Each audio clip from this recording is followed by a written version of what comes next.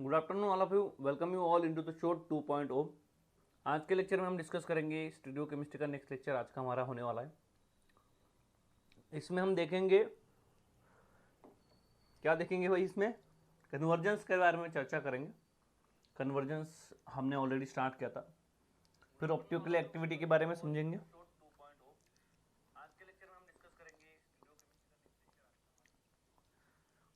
Convergence के बारे में चर्चा करेंगे, उसके बाद फिर ऑप्टिकल एक्टिविटी क्या होती है उसको समझेंगे। उसके बाद फिर हम समझेंगे कि असिमेट्रिक सेंटर क्या होता है, कन्फिगरेशंस क्या होता है। स्टीरियो केमिस्ट्री के पहले 4-5 लेक्चर जो होंगे ना, हमें पॉइंट्स समझने में लगेंगे। पॉइंट समझने में लगेंगे मतलब कैसे, टर्मिनोलॉजी समझने में आपको समझना पड़ेगा। ऑप्टिकल एक्टिविटी क्या होती है, आपको असिमेट्रिक सेंटर क्या होता है, उनकी प्रैक्टिस करनी पड़ेगी। तो उसके बारे में हम चर्चा करेंगे। तो चलती है, शुरू करो।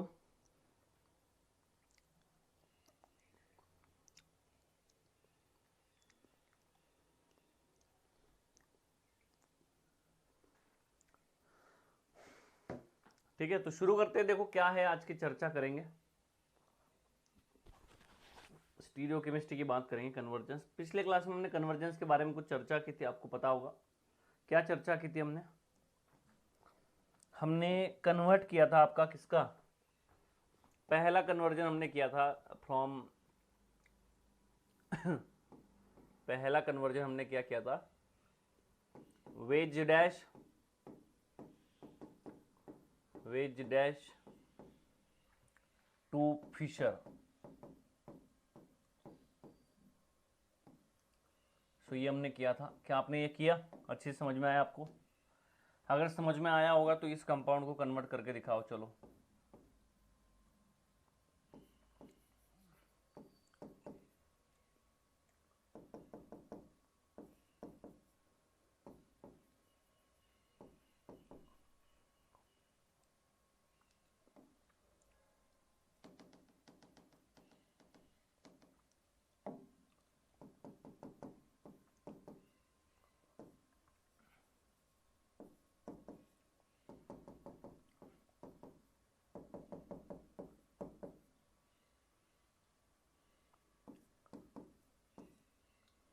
CHO मतलब अल्डिहाइड है यहाँ पे,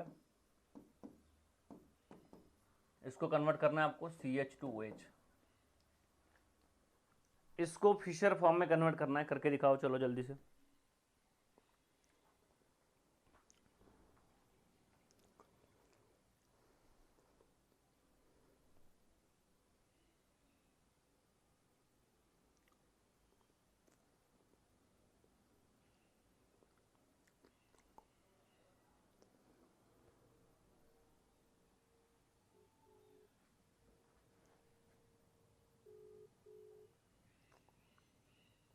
हेलो सर, मुझे बताओ OBS में से वॉइस बढ़ा सकते हैं क्या अपन?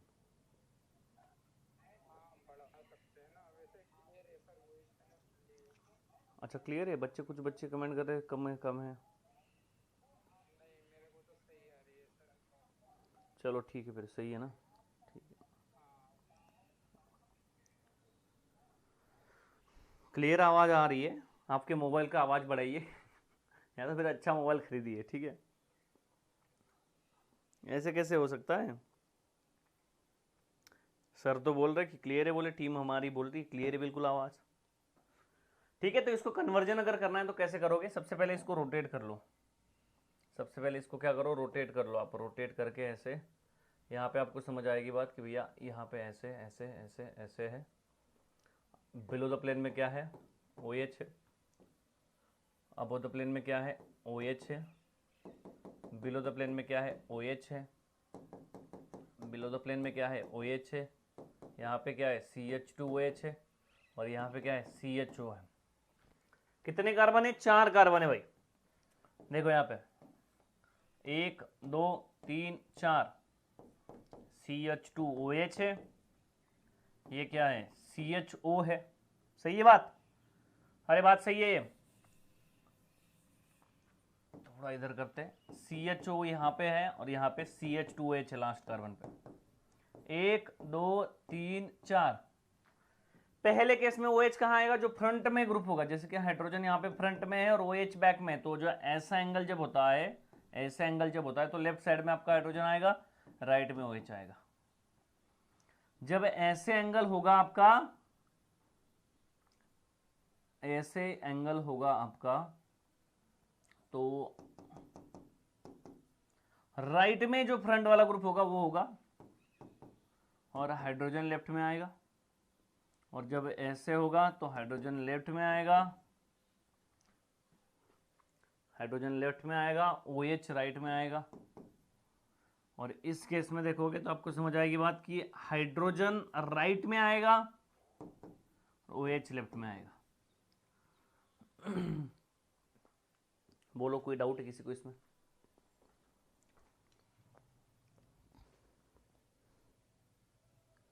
राइट राइट लेफ्ट, 3 बार राइट आएगा ना फिर।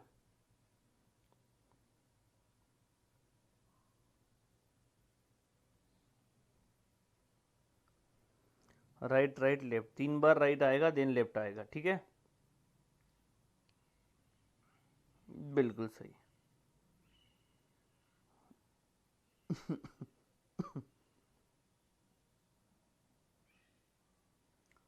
तो ये हमने पढ़ा था वेज डैश टू फिशर। फिर हमने पढ़ा, हमने क्या पढ़ा भाई, फिर हमने पढ़ा कि जो आपके पास कंपाउंड है,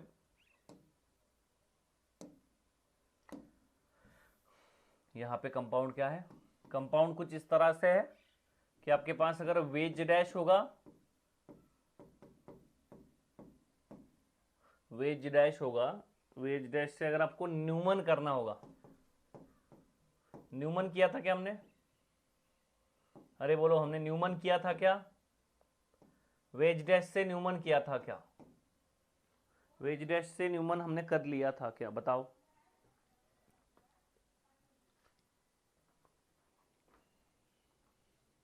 बोलो,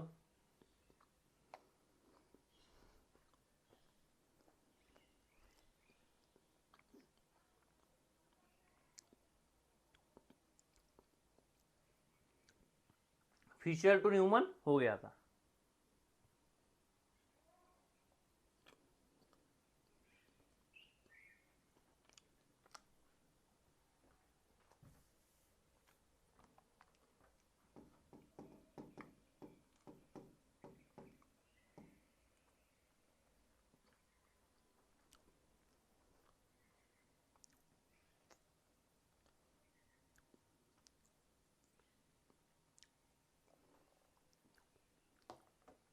फिशर टू न्यूमन हो गया था, ठीक है। तो फिशर से न्यूमन हुआ था तो क्या पढ़ा था हमने, हमने पढ़ा था कि भैया ऐसे कुछ होगा, Z Z, X X, Y Y. कैसे करोगे, एक सर्कल ड्रॉ करोगे, एक फ्रंट वाला कार्बन डॉट से दिखाओगे, फ्रंट वाला कार्बन क्या डॉट से दिखाओगे, एक वाई ड्रॉ करोगे,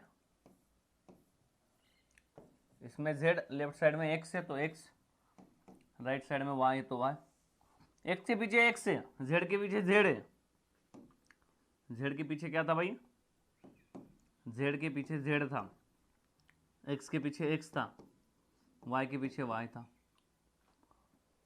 हमें स्टैगर्ड बनाना था, इक्लिप्स था ये, इसको रोटेट करोगे 180 को, फ्रंट कार्बन को रोटेट करोगे, बैक को रोटेट करोगे, कोई दिक्कत नहीं, फ्रंट को भी रोटेट कर सकते हो। कल हमने बैक को रोटेट किया था, आज हम एक काम करते हैं, फ्रंट को रोटेट करते हैं। जैसे कि y यहाँ पे था, z यहाँ पे था, x यहाँ पे था, हम क्या करते हैं, फ्रंट को रोटेट करते हैं। फ्रंट को 180 रोटेट करोगे तो क्या होगा, डायरेक्टली यहाँ पे आ जाएगा,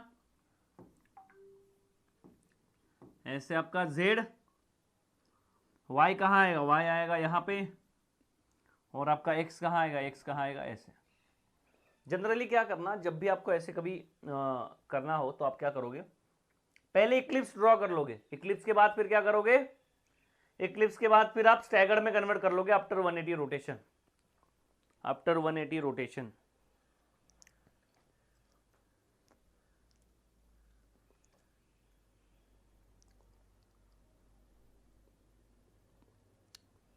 ठीक है,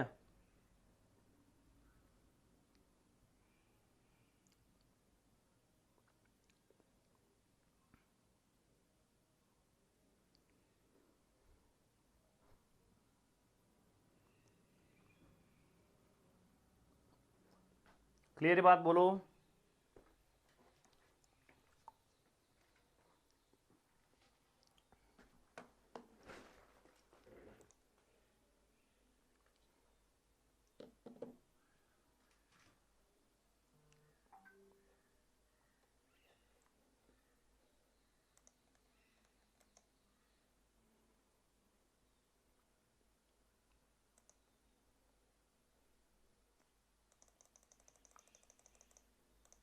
अब आ रही सी आवाज, बोलो, बताते रहना, ठीक है।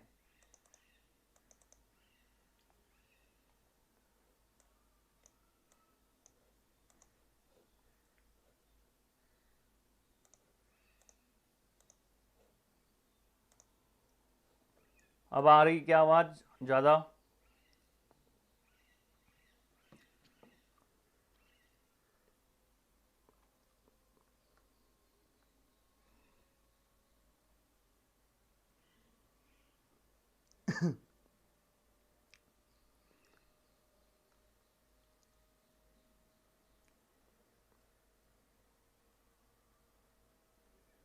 बढ़ गई क्या, बोलो। अब ओके है ना? और कम लगे बता देना, और बढ़ा देंगे।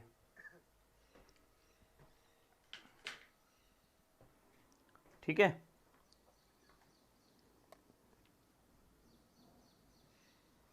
बढ़ गई क्या, बोलो। बहुत ज़्यादा बढ़ गई, ठीक है।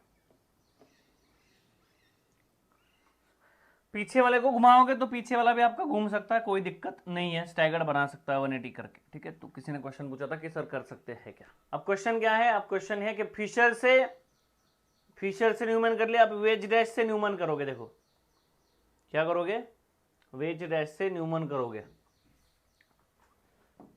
तीसरा हम पढ़ रहे क्या, वेज डैश टू न्यूमन। आपको वेज डैश से फिशर आता है और फिशर से न्यूमन आता है, तो आप क्या करोगे, वेज डैश से पहले फिशर में कन्वर्ट करोगे और फिशर से फिर न्यूमन में कन्वर्ट करोगे। जैसे कि बताओ अभी इसमें CH3 OH है, OH है, इसको न्यूमन में ड्रॉ करना है तो कैसे ड्रॉ करोगे, सबसे पहले इसको कन्वर्ट करोगे आप फिशर में।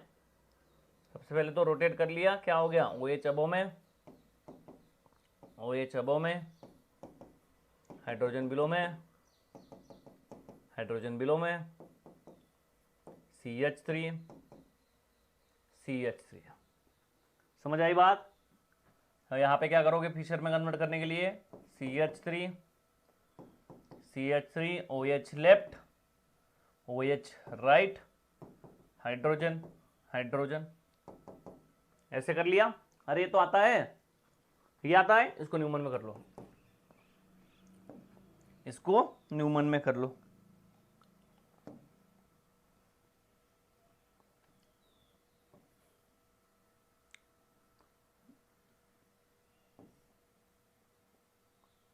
इसको न्यूमन में कर लो। डॉट, डॉट का मतलब क्या है, 1 2, 1 नंबर का कार्बन, इसमें CH3 है, राइट साइड में OH है, लेफ्ट साइड में हाइड्रोजन है, राइट साइड में OH है, लेफ्ट साइड में हाइड्रोजन। OH के पीछे हाइड्रोजन है, हाइड्रोजन के पीछे OH है, OH के पीछे हाइड्रोजन है, हाइड्रोजन के पीछे OH है, CH3 के पीछे CH3 है। स्टैगर्ड करना होगा, किसी एक को घुमा लो। कैसे करोगे स्टैगर्ड, ये कौन सा इक्लिप्स फॉर्म है, आपको ऑप्शन में मैं भी दे दी स्टैगर्ड फॉर्म।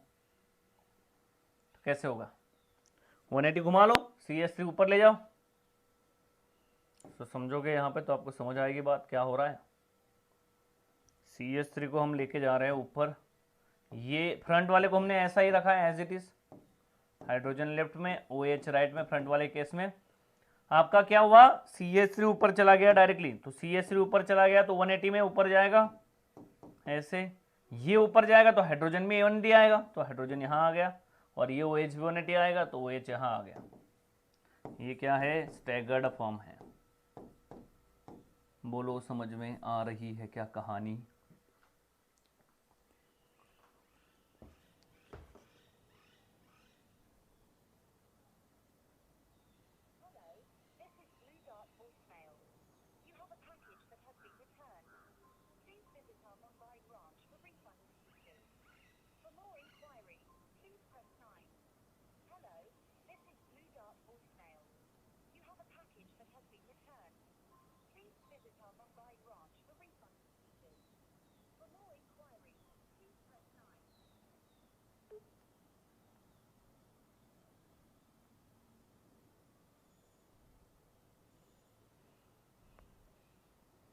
क्लियर बात? रोटेशन जरूरी है क्या? बिल्कुल जरूरी है, करना होगा तो।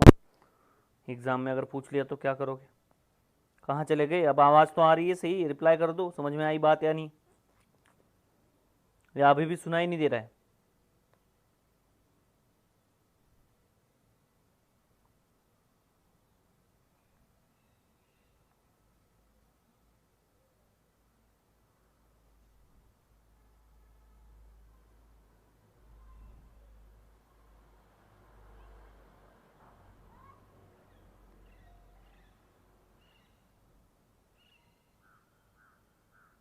ठीक है, आ गई बात समझ में। क्वेश्चन करो जरा इसमें, एक दो क्वेश्चन करो।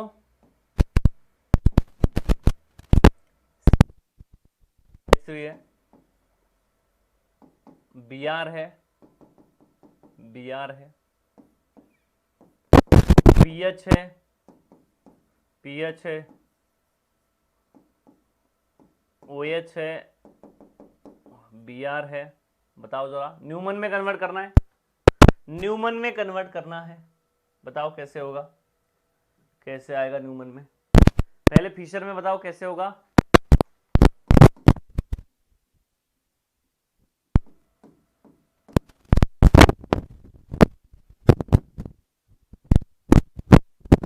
में करो,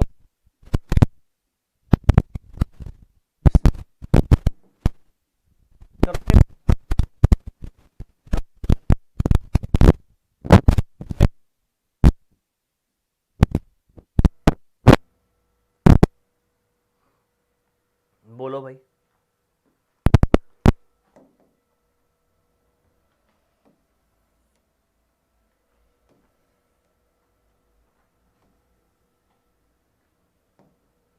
कैसे होगा? CH3, CH3, लेफ्ट में वी आर आएगा, राइट में हाइड्रोजन, राइट में हाइड्रोजन आएगा, लेफ्ट में बी आर। यहां पे क्या करना चाहिए था हमें? हमें इसको कन्वर्ट करना चाहिए था ऐसे, हमें इसको लिखना चाहिए था ऐसे, बी आर यहाँ पे आएगा, फ्रंट में है, ठीक है, दोनों फ्रंट में है, तो पी एच ऊपर, पी एच ऊपर, लेफ्ट में ओ एच, राइट में बी आर, हाइड्रोजन हाइड्रोजन। करो करो,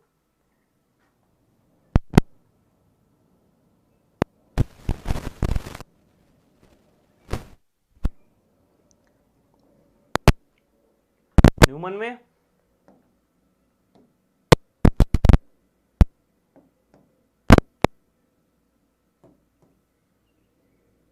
न्यूमन में कैसे करोगे भाई? 1 नंबर 2 नंबर, 1 नंबर 2 नंबर। एक नंबर पे क्या है? CH3 है आपका नीचे अटैच, राइट साइड में क्या है? हाइड्रोजन है, लेफ्ट साइड में क्या है? Br है। सेम आपका यहाँ पे एक नंबर पे क्या है? PH आपका नीचे है, लेफ्ट साइड में क्या है? हाइड्रोजन है, राइट साइड में क्या है? Br है। यहाँ पे तो कहानी समझ आएगी। पीछे वाले कार्बन की बात करोगे तो पीछे वाले कार्बन पे क्या है? पीछे CH3 है, हाइड्रोजन के पीछे हाइड्रोजन है, तो हाइड्रोजन के पीछे हाइड्रोजन आ गया, Br के पीछे Br आ गया। इसमें देखोगे Br के पीछे हाइड्रोजन है और हाइड्रोजन के पीछे OH है, Br के पीछे हाइड्रोजन है और हाइड्रोजन के पीछे OH है, और यहाँ पे आपका क्या आ गया? PH as it is. Rotate, rotate करो इसको,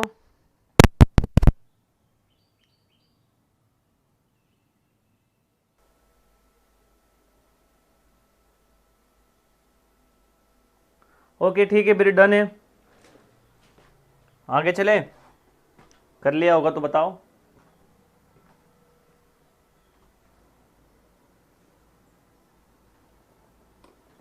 इसको रोटेट किया, इसमें कैसे होगा? स्टैगर्ड फॉर्म में कैसे आएगा भाई? स्टैगर्ड फॉर्म में आ जाएगा, CH3 ऊपर, हाइड्रोजन इधर, Br इधर,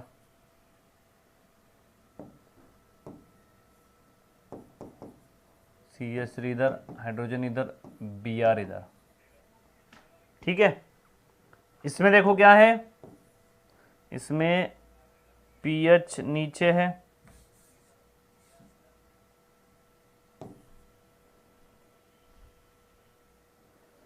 pH पीछे,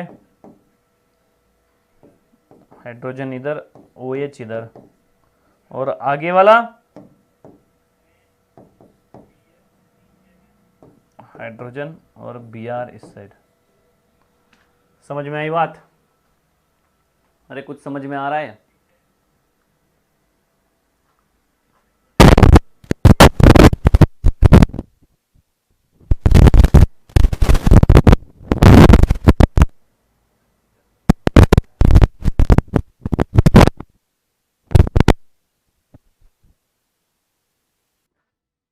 इसमें ऐसा होता है ना, टीचिंग का ये चला जाता है दिमाग से। आगे देखो क्या है भाई, आगे देखो, आगे देखेंगे हम न्यूमन से सोहर्स कैसे किया जाए, how to convert Newman to sawhorse. Sawhorse कैसे कन्वर्ट किया जाए, न्यूमन से सोहर्स अगर करना होगा तो आप कैसे कर सकते हो। तो सबसे पहले बात आपको समझनी पड़ेगी कि हम न्यूमन कैसे ड्रॉ कर रहे थे। ठीक है, न्यूमन से सोहर्स कैसे किया जाए। देखो यहाँ पे हमने क्या किया, हमने देखा कि न्यूमन जो है आपका, न्यूमन कैसे भाई आपका, न्यूमन है कुछ इस तरह से,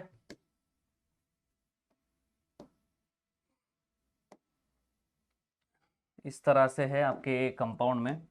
जैसे हमने यहाँ पे लिया था, पीएच ले लेते हैं, Br ले लेते हैं और हाइड्रोजन ले लेते हैं, और इसके पीछे इक्लिप्स फॉर्म में ही लिखेंगे हम, Br ले लिया, इसके पीछे पीएच ले लिया, सेम टू सेम ले लिया, और इस साइड हाइड्रोजन ले लिया। ठीक है, तो इसको आपको सोहर्स में कन्वर्ट करना है। तो सबसे पहले कैसे ड्रॉ करोगे आप, ऐसे तिरछा होता है सोहर्स, मतलब क्या, तिरछा, तिरछी नजरों से देखने वाला जो होता है वो सोहर्स होता है। ठीक है, तो यहाँ पे देखोगे आप तो आपको समझ आएगी बात कि इसमें भी आपको क्या करना है। जैसे इसमें आपने क्या किया हुआ है, ध्यान से समझोगे, फ्रंट में एक वाई और बैक में एक वाई, ऐसे दो वाई है, तो इसमें भी आपको क्या करने हैं, दो वाई ड्रॉ करने हैं ऐसे, और ये ऐसे आ जाएगा। बिल्कुल इक्लिप्सिंग कन्फॉर्मेशन है, बहुत ईजी है। पीएच के पीछे पीएच, यहाँ पे क्या है, Br के पीछे Br, हाइड्रोजन के पीछे हाइड्रोजन। बहुत सिंपल है, समझ में आई बात? बोलो।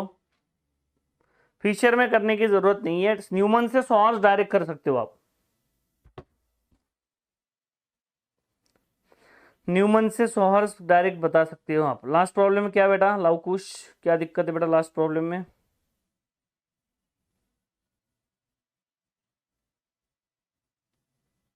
जरूरत नहीं है, न्यूमन से सोहर्स डायरेक्ट कर सकते हो आप, न्यूमन से सोहर्स डायरेक्ट बता सकते हो आप। लास्ट प्रॉब्लम में क्या बेटा, लवकुश क्या दिक्कत है बेटा लास्ट प्रॉब्लम में? ठीक है, बहुत सिंपल है। दूसरा देखो, दूसरा एग्जांपल, पहला क्या है, दूसरा देखो क्या है, दूसरा देखो क्या है।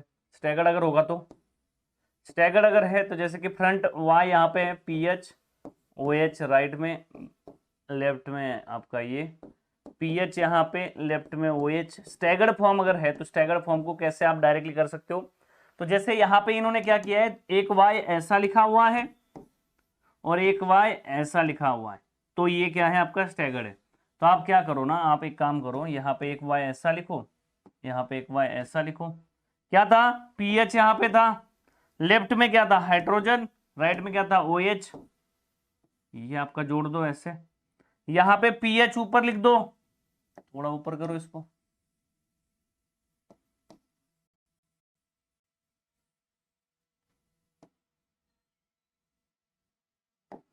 पीएच ऊपर चला गया। ये देखो लेफ्ट में क्या है, OH है, राइट में क्या है, हाइड्रोजन है, ऐसा लिख दो सीधा। सीधा वाई है तो वाई लिख दो, उल्टा वाई है तो वाई लिख दो। जनरली कौन सा करोगे प्रीफर, प्रीफर आप जो इक्लिप्सिंग कन्फॉर्मेशन है उसको प्रीफर करोगे, जो इक्लिप्सिंग कन्फॉर्मेशन है उसको प्रीफर करोगे। बोलो, बात समझ में आ रही है क्या?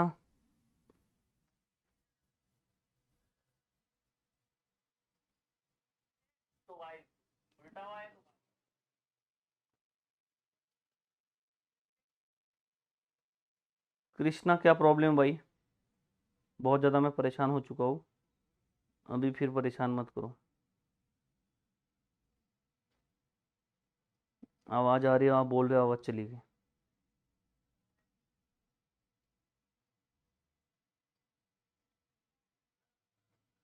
कृष्णा क्या प्रॉब्लम भाई।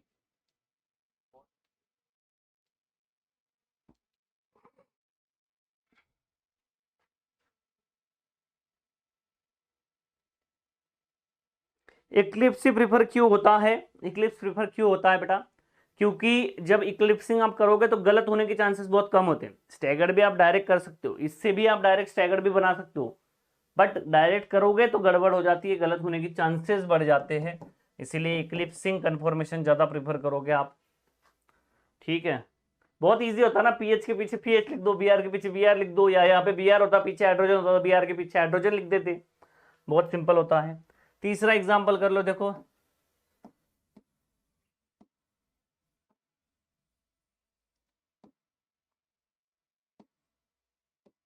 यहाँ पे हाइड्रोजन, यहाँ पे बीआर, यहाँ पे CH3, इसमें क्या है, पीएच, बीआर और आपका हाइड्रोजन। तो कितना सिंपल है, देखो ये येलो वाला फ्रंट वाला है आपका, वाई ऐसे ड्रॉ करना है, ऐसे वाई ड्रॉ करना है, बीआर यहाँ पे क्या है, पीएच है, यहाँ पे बीआर है, बीआर के पीछे क्या है, हाइड्रोजन है, सिंपल है बिल्कुल, हाइड्रोजन के पीछे क्या है, बीआर है, बिल्कुल सिंपल है, पीएच के पीछे क्या है, CH3 है, तो बिल्कुल सिंपल है, देख लो, इसीलिए इक्लिप्सिंग है।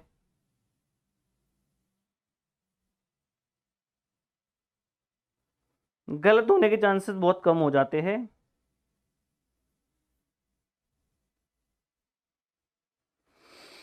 ठीक है, तो ऐसे आपका ये आ जाएगा। Wedge dash to sawhorse convert करना होगा तो कैसे करोगे, पहले आपको देखना पड़ेगा wedge dash Fischer to sawhorse, Fischer to sawhorse देखना होगा आपको। फिशर टू सोहॉर्स कैसे कन्वर्ट करोगे भाई, तो सिंपल है, इसमें भी आपको न्यूमन की तरह पहला वाई लिखना है, पीछे दूसरा वाई लिखना है, जेड के पीछे जेड, वाई के पीछे वाई, एक्स के पीछे एक्स, इतना सिंपल है, इतना सिंपल है, बताओ। इससे अगर न्यूमन करना होगा तो न्यूमन कैसे करोगे, वाई वाई एक्स और ये जेड, यहां पे देखोगे वाई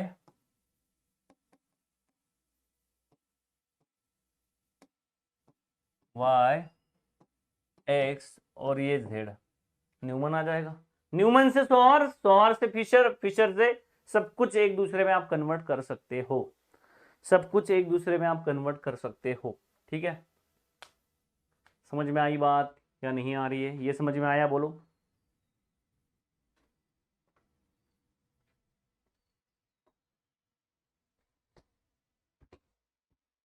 स्टैगर्ड दे रखा होगा तो डायरेक्ट भी आप न्यूमन बना सकते हो। न्यूमन क्या करना चाहते हो, किस में से किस में कन्वर्ट करना चाहते हो, स्टैगर्ड अगर दिया है न्यूमन में तो पहले इक्लिप्स करके अगर करोगे तो ज्यादा अच्छा रहेगा, सही आने के चांसेस ज्यादा होंगे। अगर स्टैगर्ड भी करोगे तो भी कोई गलत बात नहीं है, तो भी कोई दिक्कत नहीं है बेटा, समझ में आई बात। तो वेज डैश टू सोहॉर्स कैसे करोगे, वेज डैश टू सोहॉर्स कैसे करोगे, वेज डैश टू सोहॉर्स कैसे करोगे भाई, कैसे करोगे, कैसे करोगे, अबव में x है, बिलो में y है, अबव में y है, बिलो में x है, z z है, इसको सबसे पहले क्या करना है आपको, फिशर में कन्वर्ट करना पड़ेगा, फिशर से फिर आप सोहॉर्स कर सकते हो। फिशर में कैसे करोगे, z z फ्रंट वाला लेफ्ट साइड में, यहाँ पे फ्रंट वाला राइट साइड में, बैक वाला राइट साइड में, यहाँ पे बैक वाला राइट साइड में। अब ये मत पूछ लेना ये कैसे आया, हमने पढ़ा है ना, इसको सोहॉर्स करना है, ये देखो यही तो है, इसको सोहॉर्स करना है, यही है, इसको न्यूमन करना है, यही है, समझ में आ रही है क्या बात?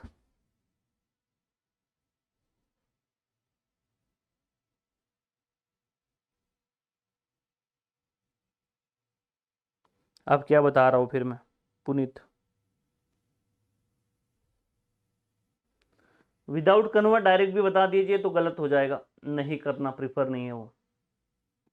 Direct which dash to sawhorse direct नहीं बता सकता मैं डायरेक्ट बता भी सकता हूँ आपको, बट ये अगर आप सीख गए तो आप ट्राई करोगे और गलत करके आओगे, मुझे पता है। गड़बड़ नहीं करना है, सिस्टम को फॉलो करना है भाई, प्रोसेस को फॉलो करना है, ट्रस्ट करना है इस चीज पे, ठीक है? चले आगे। वेज डैश टू सोहर्स हमने कर लिया। अरे वेज डैश टू सोहर्स किया क्या हमने? यही तो कर लेते थे अभी। कर लो इसका, कर लो, चलो बताओ। वेज डैश टू सोहर्स कैसे करोगे भाई कन्वर्ट? सबसे पहले फिशर में कर लोगे, CH3 OH OH, hydrogen hydrogen. इसको कैसे करोगे सोहर्स में? एक Y ड्रॉ करोगे, दूसरा Y ड्रॉ करोगे, CH3 के पीछे CH3, हाइड्रोजन के पीछे हाइड्रोजन, OH के पीछे OH, न्यूमन, CH3 के पीछे CH3, हाइड्रोजन के पीछे हाइड्रोजन, OH के पीछे OH, न्यूमन भी आ गया। कुछ समझ में आ रहा है? चारों को एक दूसरे में कन्वर्ट करते आना चाहिए, चारों को एक दूसरे में कन्वर्ट करते आना चाहिए भाई, ठीक है? समझ में आई बात?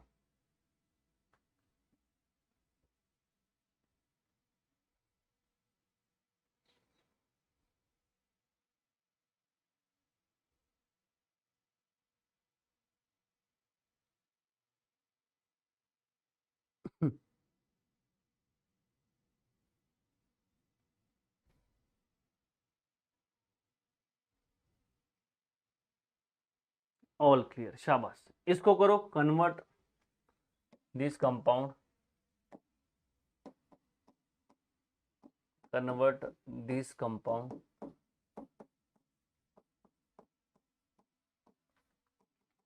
Into Fischer Newman and sawhorse, sawhorse करो कन्वर्ट, तीनों में कन्वर्ट करना है इसको।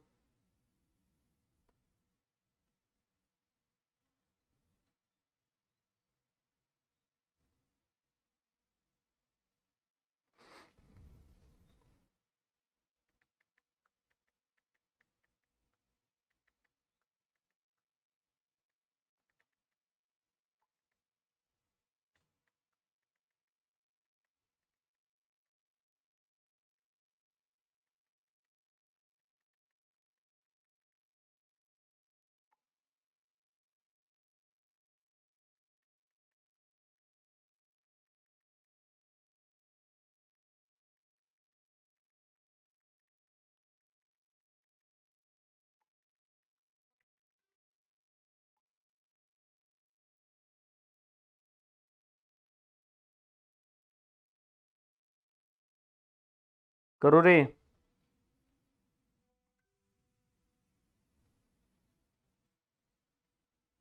हो गया? कुछ किया तो होगा नहीं, मुझे पता है। घर पे बैठे बैठे मस्त बोल देते हो गया सर, हो गया सर हमारा। पीएच है क्या प्लेन में? लेफ्ट में क्या है भाई? यहाँ पे Br है, राइट में क्या है? हाइड्रोजन है। यहाँ पे राइट में CH3 है, यहाँ पे हाइड्रोजन है। कैसे आएगा? फिर न्यूमन में आ गया, सॉरी फिशर में आ गया, न्यूमन में ड्रॉ कर लो। पीएच है, CH3 राइट में है, हाइड्रोजन लेफ्ट में है। बैक वाले कार्बन पे क्या है? बैक वाले कार्बन पे पीएच है, CH3 के पीछे हाइड्रोजन है और हाइड्रोजन के पीछे Br है। और सोहर्स में कैसे कन्वर्ट करोगे? एक तो पहला Y है आगे वाला, दूसरा Y है पीछे वाला। तो पीएच देखोगे तो आपको समझ आएगी, पीएच हाइड्रोजन और Br है, यहाँ पे देखोगे पीएच, CH3 और ये हाइड्रोजन है। CH3 के पीछे हाइड्रोजन है, हाइड्रोजन के पीछे Br है, पीएच के पीछे पीएच है। कितना लोगों का सही है ये बोलो, कितने लोगों का ये सही है?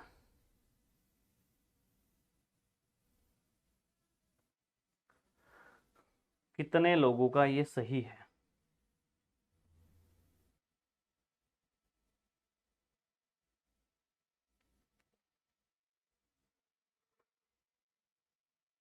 शाबाश शाबाश बेटा, ठीक है। नेक्स्ट करो, convert this compound into,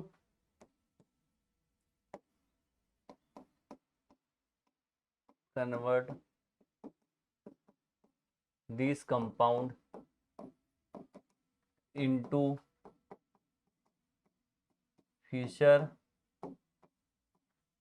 सॉहर्स and Neumann.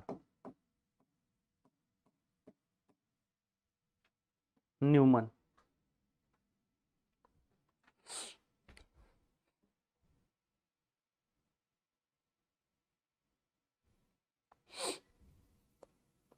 करो रे।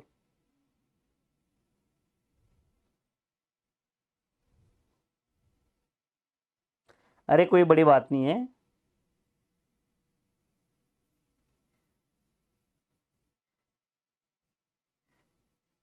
कोई बड़ी बात नहीं है, अब ये करो, ठीक है। कोई बड़ी बात नहीं, इजी क्वेश्चन है बहुत, ये बहुत बच्चों वाली बातें है।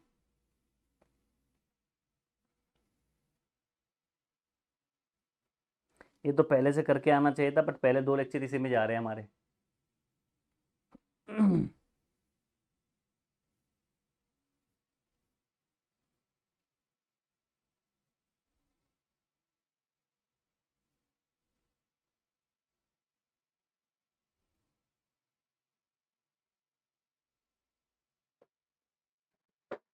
देखो क्या है, मिथाइल है आपका यहाँ पे, आयोडीन है यहाँ पे, हाइड्रोजन है, और यहाँ पे हाइड्रोजन है, और यहाँ पे ड्यूटेरियम है, यहाँ पे इथाइल है,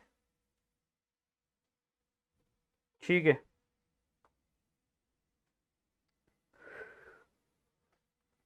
ये ऐसे आ गया।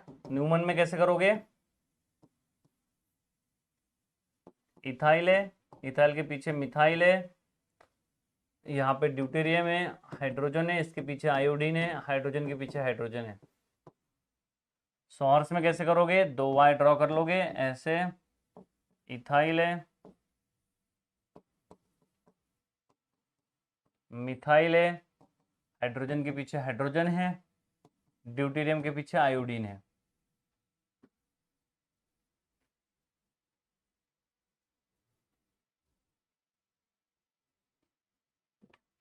बोलो क्लियर है बात?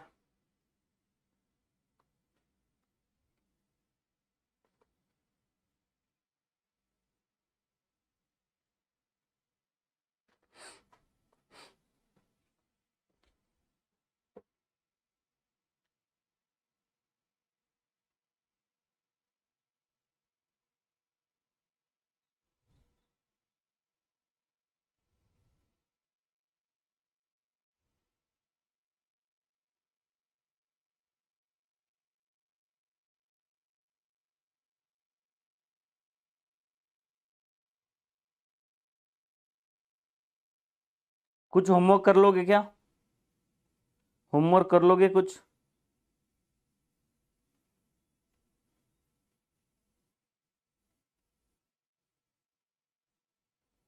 ये सिर्फ सैचुरेटेड के लिए होगा, सैचुरेटेड के लिए कर लो आप, बहुत बड़ी बात है।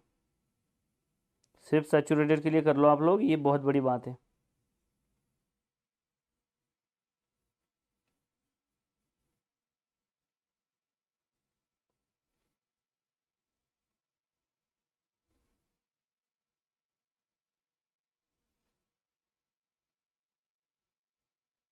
फीचर से ही तो न्यूमन कर रहे हैं हम।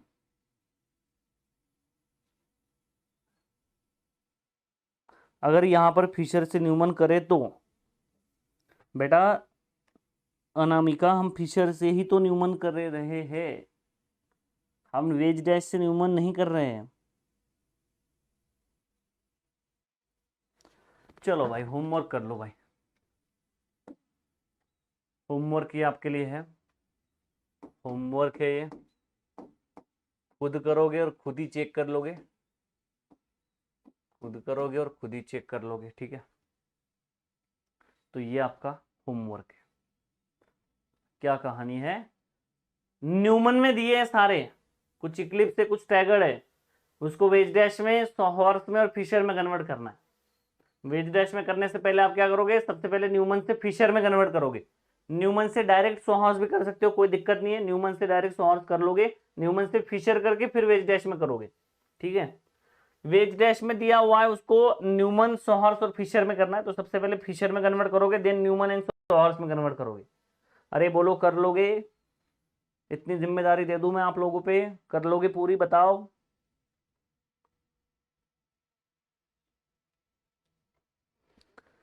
अगर इसमें स्टैगर्ड में दिक्कत आती है तो क्या करोगे, सबसे पहले इक्लिप्स में कन्वर्ट कर लोगे उसको, ठीक है। CH3 को कर लोगे इक्लिप्स में कन्वर्ट, देन Br के पीछे क्लोरीन, क्लोरीन के पीछे Br आ जाएगा, फिर ऐसे सेम Br के पीछे क्लोरीन, ये दोनों सेम आ जाएंगे। फिर मैं कुछ नहीं बता रहा है अभी, अब कर लोगे आप घर से, ठीक है।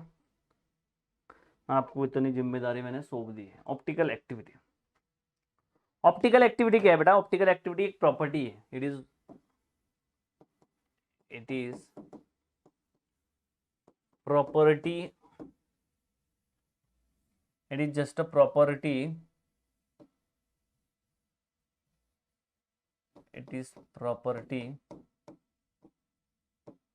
of organic compounds। Organic compounds नहीं बोलोगे आप, कंपाउंड्स बोलोगे, कुछ इनऑर्गेनिक कंपाउंड्स भी दिखाते हैं, ठीक है। तो ऑप्टिकल एक्टिविटी क्या है, प्रॉपर्टी। ऑप्टिकल पोलरीमीटर आपने नाम सुना होगा, ऑप्टिकल एक्टिविटी जो मेजर करता है उसे ऑप्टिकल पोलरीमीटर कहते हैं। क्या होती है ऑप्टिकल एक्टिविटी, कौन से कंपाउंड ऑप्टिकल एक्टिविटी दिखाएंगे, तो जनरली जो असिमेट्रिक कंपाउंड्स होंगे वो ऑप्टिकल एक्टिविटी दिखाएंगे। आपके पास क्या होता है, एक एक्सपेरिमेंटल सेटअप होता है, एक ऐसे लाइट होता है, लाइट तो लग नहीं रहा है वैसे ये, ठीक है लाइट तो ये लग नहीं रहा है, देखो यहाँ पे एक ऐसे लाइट होता है, देखो ये, हाँ एक ऐसे लाइट होता है। लाइट क्या करता है, लाइट कुछ रेज पास करता है, तो ये जो लाइट देता है, वेव्स देता है ये, तो ये मोनोक्रोमेटिक लाइट नहीं होता, ये आपका बहुत ही डिस्पर्स लाइट होता है, सब डायरेक्शन में होता है। यहाँ पे आपको इसको क्या करना है, इस लाइट को, इस लाइट के केस में आपको क्या करना है बेटा, इस लाइट के केस में आपको, लाइट आपका मोनोक्रोमेटिक वेव्स देगा, पॉलीक्रोमेटिक वेव्स देगा, इसको क्या कहते हैं, हाँ नॉट लीनियरली पोलराइज, ठीक है। मोनोक्रोमेटिक लाइट होती है, लीनियरली पोलराइज नहीं होती, मतलब ये सिंगल, यहाँ पे आपको क्या किया जाता है, यहाँ पे देख सकते हो आप, यहाँ पे डायग्राम मैंने ऐड की हुई है, सिंपल लाइट है, लाइट जनरली सोडियम लाइट इसमें यूज करते हैं, monochromatic light, but non linear होता है, तो इसमें पोलराइजर ऐड किया जाता है, पोलराइजर इसमें दिया जाता है कि पोलराइजर जो होता है, एक पोलराइजर ये क्या करता है, आपको जो लाइट देता है वो सिंगल डायरेक्शन वाली लाइट देता है, इसे मोनोक्रोमेटिक लाइट कहते हैं। ये मोनोक्रोमेटिक लाइट आपको चाहिए होती है ऑप्टिकल एक्टिविटी चेक करने के लिए। क्या होता है, ये लाइट आप पास करोगे, सोडियम लैंप जनरली ये होता है, ये आपको सारे डायरेक्शन में घूमता है, पहले इसमें पोलराइजर अगर आपने रखा, एक स्ट्रिप होती है उसमें पोलराइजर से सिंगल डायरेक्शन में आपको लाइट मिलती है। सिंगल डायरेक्शन में लाइट मिलने के बाद इसमें आपको क्या करना होता है, एक सैंपल, यहाँ पे पोलरीमीटर विद कायरल एनालिस्ट, यहाँ पे सैंपल होता है, यहाँ पे क्या होगा, सैंपल होगा, सैंपल इसमें दिया जाएगा,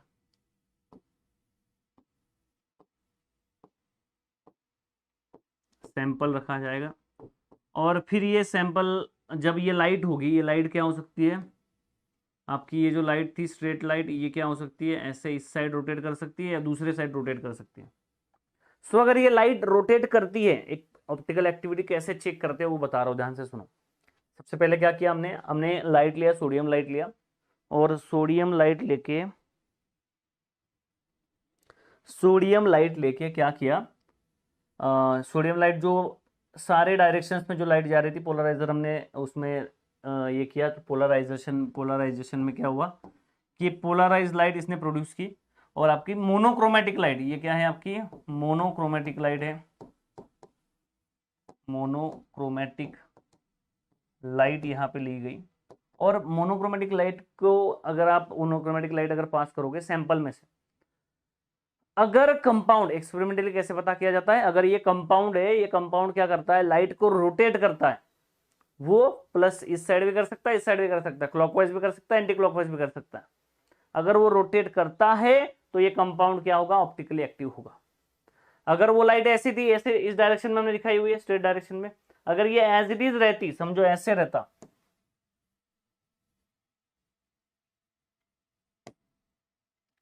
समझो क्या रहता कि ये एज इट इज रहती, ऐसे क्या ऐसे रहती, वो रोटेट ही नहीं करती। तो रोटेट, अगर वो कंपाउंड वो रोटेट नहीं करती लाइट, तो वो कंपाउंड उस लाइट को रोटेट नहीं कर रहा है, मतलब वो कंपाउंड क्या होगा, ऑप्टिकली इनएक्टिव होगा। सो ऑप्टिकल एक्टिविटी अगर आपको पता करनी है किसी भी कंपाउंड की, जो कायरल कंपाउंड्स में जनरली होती है, तो वो कैसे पता करोगे आप, polarimeter with the help of, ये जो पूरा सेटअप होता है इसे क्या कहा जाता है भाई, ये जो पूरा सेटअप होता है इसे क्या कहा जाता है, ऑप्टिकल, इसे क्या कहा जाता है, पोलरीमीटर। ठीक है, जो प्रॉपर्टी है ये ऑर्गेनिक कंपाउंड्स की प्रॉपर्टी है, इस पूरे सेटअप को क्या कहा जाता है, पोलरीमीटर कहा जाता है। ये जो पोलरीमीटर है ये कैसे दिखता है, उसकी डायग्राम मैंने डाली हुई है क्या, कैसे दिखता है, अगर ये रोटेट नहीं करता, समझो ये रोटेट नहीं करता तो सैंपल इनएक्टिव होता, ये अगर रोटेट कर रहा है इसका मतलब क्या है कि सैंपल कंपाउंड ऑप्टिकली एक्टिव है। एक्सपेरिमेंटल वे है, एक्सपेरिमेंटल वे कैसे आप डिसाइड कर सकते हो, बाय यूजिंग पोलरीमीटर आप बता सकते हो कि भैया आपका कंपाउंड ऑप्टिकली एक्टिव है या नहीं है। अब हर कोई कंपाउंड के लिए आप क्या पोलरीमीटर ढूंढते बैठोगे हर कंपाउंड को, चलो भाई देखना है, चलो लेके चलो, सैंपल देखेंगे, सैंपल देखेंगे। सो दूसरा तरीका एक होता है, कौन सा दूसरा तरीका है, दूसरा तरीका ये है कि जो आपका पोलरीमीटर है उसका काम कर सकता है थ्योरेटिकल मेथड, जैसे कि ऑप्टिकल एक्टिविटी अगर आपको पता करनी है तो हमने क्या कहा, यहाँ पे मैंने एक्सपेरिमेंटल ये डायग्राम भी डाल रखी, थोड़ी मुझे लग रहा है कि ये सही नहीं है डायग्राम, सही मतलब करेक्ट है डायग्राम, डायग्राम में कोई दिक्कत नहीं है, मतलब फॉन्ट सही से नहीं दिख रहा है। ठीक है, लाइट डाला, लाइट स्प्रेड थी पर पोलराइजर आपने इसमें देखा, तो यहाँ पे आपको समझ में आया कि मोनोक्रोमेटिक लाइट बन गई। सैंपल सेल है यहाँ पे, polarimetry with cell with chiral analyst. ठीक है, कंपाउंड है, अगर कंपाउंड कायरल होगा तो रोटेट करेगी, नहीं होगा तो नहीं करेगी।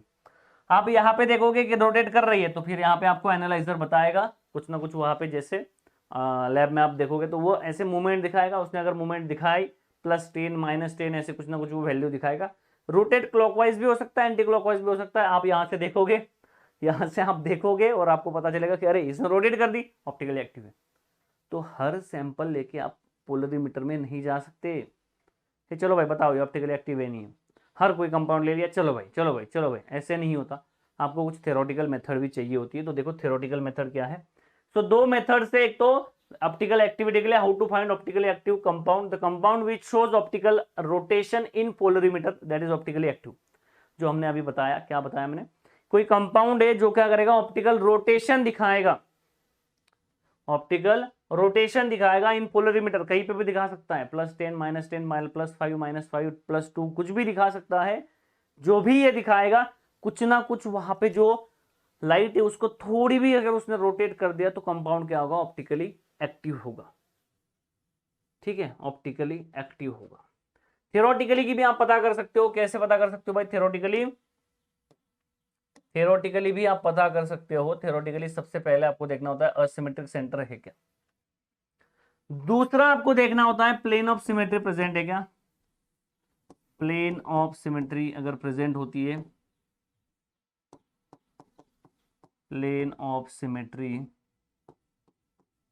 अगर प्रेजेंट होती है तो कंपाउंड क्या होता है, optically must be absent, absent होनी चाहिए, अगर प्रेजेंट होगी ऑप्टिकली इनएक्टिव होगा। तीसरी बात होती है centre of symmetry, centre of symmetry must be absent होनी चाहिए। ठीक है, asymmetric carbon must be present. Asymmetric carbon का क्या मतलब होता है भाई, असिमेट्रिक कार्बन या आइटम आप बोल सकते हो, क्योंकि नाइट्रोजन और सल्फर के केस में भी असिमेट्रिक ग्रुप अगर होते हैं तो कंपाउंड एक्टिव हो सकता है। ठीक है, हाँ सिंगल वेवलेंथ की लाइट होती ना, सही है ना। SOR एक्सपेरिमेंट क्या है, SOR का क्या लॉन्ग फॉर्म है? ठीक है, तो asymmetric carbon must be present. तो असिमेट्रिक कार्बन का मतलब क्या होता है भैया? असिमेट्रिक कार्बन का मतलब होता है कि 4 डिफरेंट डिफरेंट ग्रुप आपके होने चाहिए, ABCD। अगर इस कार्बन पे अगर ऐसे होता है BBAC ऐसे होगा तो ये ऑप्टिकली इनएक्टिव होगा। 4 डिफरेंट ग्रुप नहीं है तो ऑप्टिकली इनएक्टिव होगा, सबसे पहली बात। अगर 4 डिफरेंट ग्रुप है तो ऑप्टिकली एक्टिव होने के चांसेस बहुत ज्यादा होंगे। ठीक है, ऑप्टिकली एक्टिव होगा।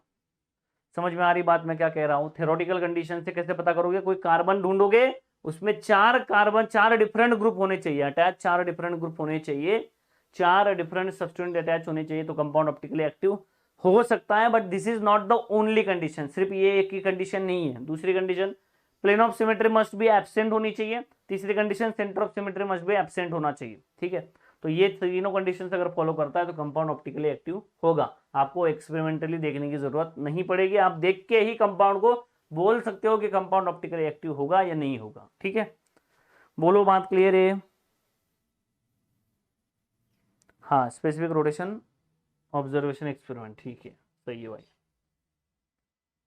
कायरलिटी, जो कंपाउंड होता है, जो ऑप्टिकली एक्टिव कंपाउंड होता है उसे कायरल कंपाउंड कहते हैं। जो कायरल कंपाउंड होते हैं वही ऑप्टिकली एक्टिव दिखाते हैं, और जो ऑप्टिकल एक्टिविटी दिखाता है उसी को कायरल कहते हैं। कायरलिटी किसे कहते हैं? हैंडेडनेस कहते हैं। जब कोई कंपाउंड एक दूसरे पे रखा जाए तो वो एग्जैक्टली मैच ना हो। जो कोई जर्मन फ्रेंच कोई तो साइंटिस्ट है, उन्होंने बताया कि भैया क्या होता है ऐसे हाथ पे, हैंडेडनेस, इसका मीनिंग होता है हैंडेडनेस। हैंडेडनेस का मतलब क्या है कि अगर आप हाथ पे हाथ रखो, जैसे कि ये रखो, चारों उंगलियां तो मैच हो गई भाई, बट ये देखो दो अंगूठे ये मैच नहीं हो रहे, मतलब एक दूसरे पे बिल्कुल ऐसे कम आ नहीं सकते कंपाउंड। अगर एक दूसरे पे एक से आ रहे कंपाउंड तो वो क्या होंगे? वो ऑप्टिकली इनएक्टिव होंगे। तो कायरलिटी क्या होता है? What is chirality? Chirality is the term use for the compounds which are optically active. कोई अगर ऑप्टिकल एक्टिव कंपाउंड है तो उसे कायरल कंपाउंड कहा जाता है। This is the term use for optically active compounds. जो ऑप्टिकली एक्टिव कंपाउंड होगा उसके लिए ये टर्म यूज की जाती है।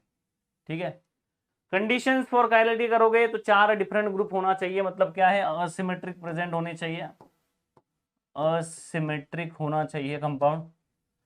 Plane of symmetry must be absent, centre of symmetry must be absent होनी चाहिए। अब इसके लिए सबसे पहले आपको कोई भी कंपाउंड समझने से पहले आपको प्लेन ऑफ सिमेट्री और सेंटर ऑफ सिमेट्री पता होना चाहिए। तो देखते देखो प्लेन ऑफ सिमेट्री और सेंटर ऑफ सिमेट्री क्या है। प्लेन ऑफ सिमेट्री और सेंटर ऑफ सिमेट्री क्या है, समझो इसको। सबसे पहले समझते हैं प्लेन ऑफ सिमेट्री क्या होती है। कोई भी कंपाउंड है, जैसे H2O है, तो इसमें अगर आप क्या करोगे, यहां से प्लेन डालोगे, इसमें क्या करोगे आप, यहां से प्लेन डालोगे, तो आपको ये और ये ग्रुप सेम दिखना चाहिए।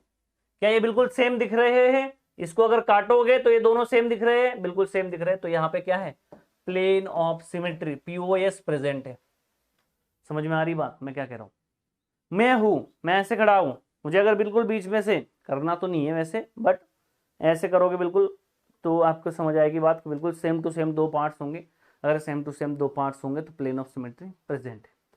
कोई भी चीज आप उठा के ले लोगे जिसमें सिमेट्री होती है, ताजमहल है, बीच में से ऐसे देखोगे, कोई भी सिमेट्रिक चीजें बहुत ही अच्छी दिखती है, आप देखना हमेशा। तो जो भी आप प्लेन अगर होगा, जैसे कि आपके पास BF3 है, BF3 है, तो आपको समझ आएगी बात क्या होगा। प्लेन ऑफ सिमेट्री, यहां से काटोगे तो ये और ये दोनों ये बाइसेक्ट हो जाएंगे, ये दोनों रिफ्लेक्ट करेंगे, ये दोनों रिफ्लेक्ट करेंगे, प्लेन ऑफ सिमेट्री प्रेजेंट हो जाएगी। कुछ समझ में आ रही बात? बेंजीन ले लोगे, बेंजीन ले लो, ऐसे लिखो इसको।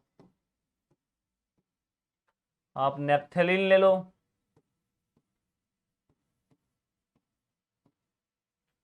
आप कोई एक कार्बन पे 2 ग्रुप सेम ले लो, जैसे कि एक कार्बन होता है आपका प्लेनर, एक ग्रुप यहाँ पे ऐसे है above the plane hydrogen, below the plane hydrogen, ये क्लोरीन, ये ब्रोमीन।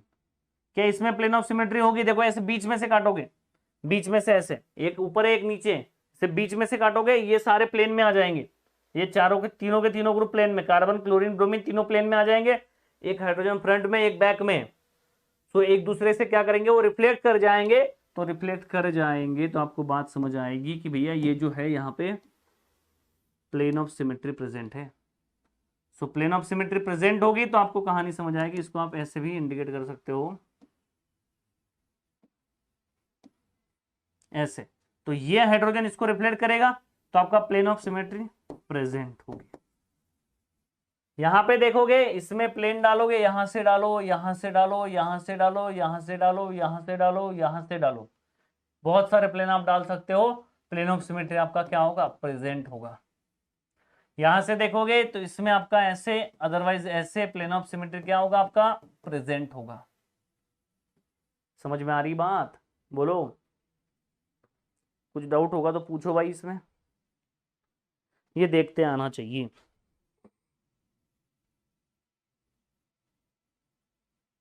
यस, उसे प्लेन पोलराइज लाइट कहते हैं। सही है बेटा, बात समझ में आ रही है क्या?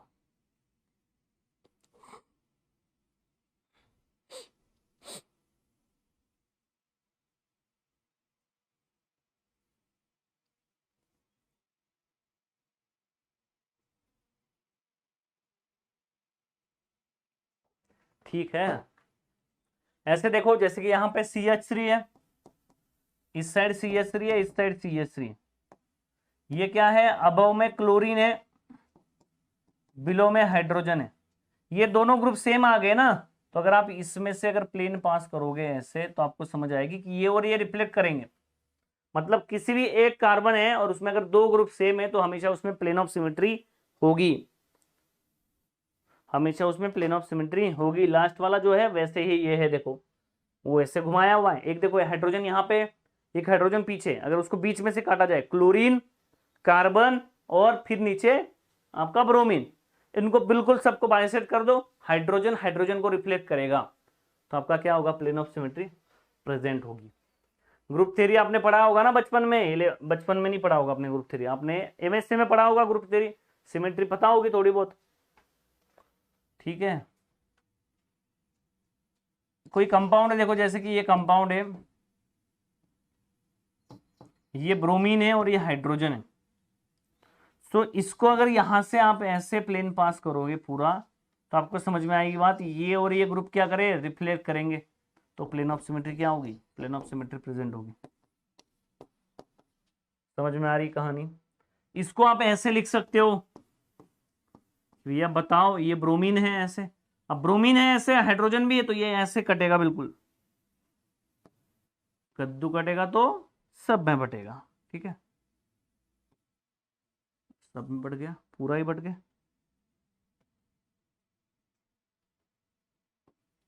ऐसे ये ग्रुप और ये ग्रुप क्या करेंगे, रिफ्लेक्ट करेंगे। समझ में आ रही कहानी? कुछ जा रहा है दिमाग में, बोलो। प्लेन ऑफ सिमेट्री प्रेजेंट होगी,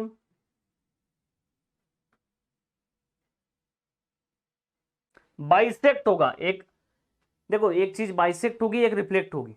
जैसे आप यहां से काट रहे हो तो गर्दन, चेस्ट, पेट और आपका ये दोनों हाथ क्या हो रहे हैं, ये रिफ्लेक्ट कर रहे हैं। गर्दन, चेस्ट, पेट क्या कर रहा है आपका, बाइसेक्ट कर रहा है, तो ये बाइसेक्ट कर रहा है। जो बाइसेक्ट कर रहा है वो रिफ्लेक्ट करने की जरूरत नहीं है। ठीक है, आपके दो हाइड्रोजन रिफ्लेक्ट कर रहे हैं, खत्म कहानी, प्लेन ऑफ सिमेट्री प्रेजेंट आ गई, खत्म कहानी, ऑप्टिकली इनएक्टिव होगा।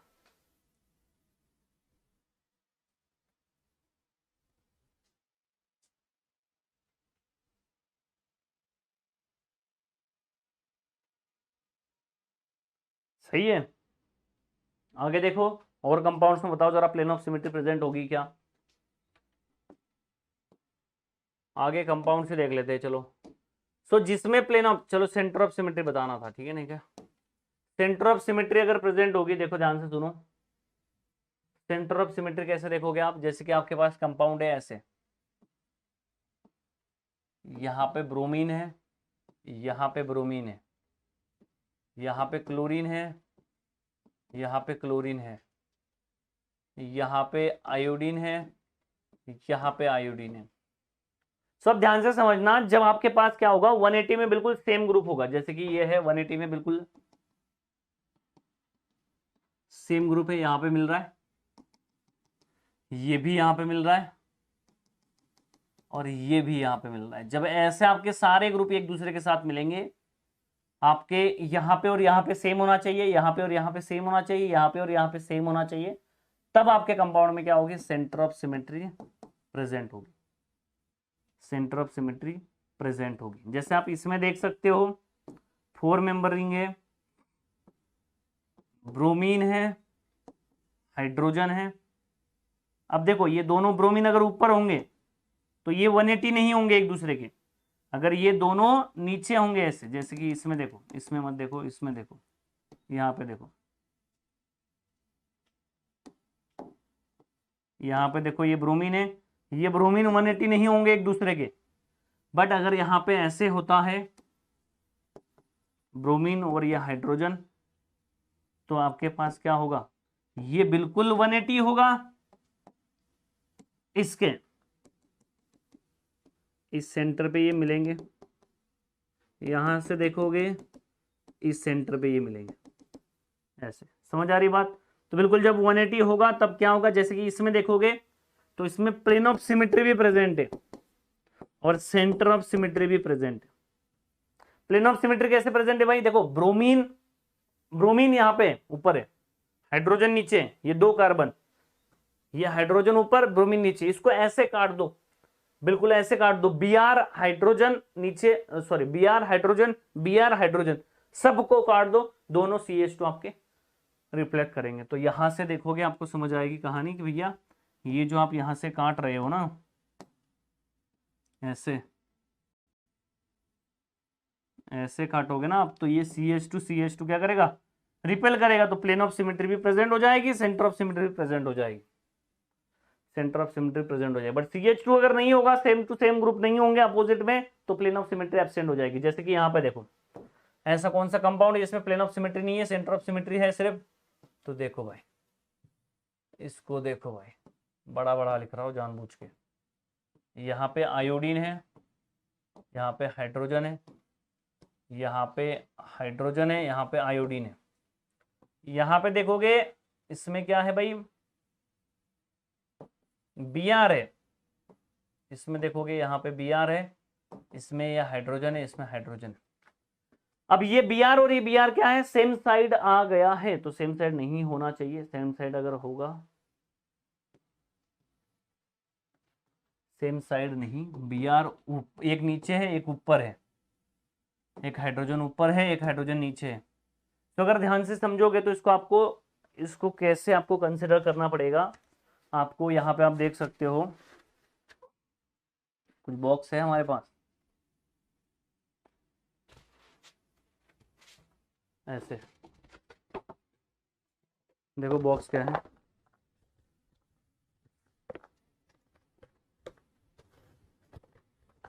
जैसे कि ये बॉक्स है, ये बॉक्स आपको दिख रहा है, यहां पे एक ग्रुप है ऊपर Br, इस केस में आपको कैसे दिख रहा है पता है, ये आपको 5-5 लग रहा है, बट ये 5 नहीं, देखो ये ऊपर है, यहाँ पे ऊपर है Br, इसमें ऐसे ऊपर है, ठीक है, ओ समझ में आ रही बात, यहाँ पे ऊपर है Br, और इस केस में यहाँ पे नीचे है Br, मतलब इसके बिल्कुल डायगोनली सीधा यहाँ पे देखोगे इसमें, तो आपका यहाँ पे नीचे है Br।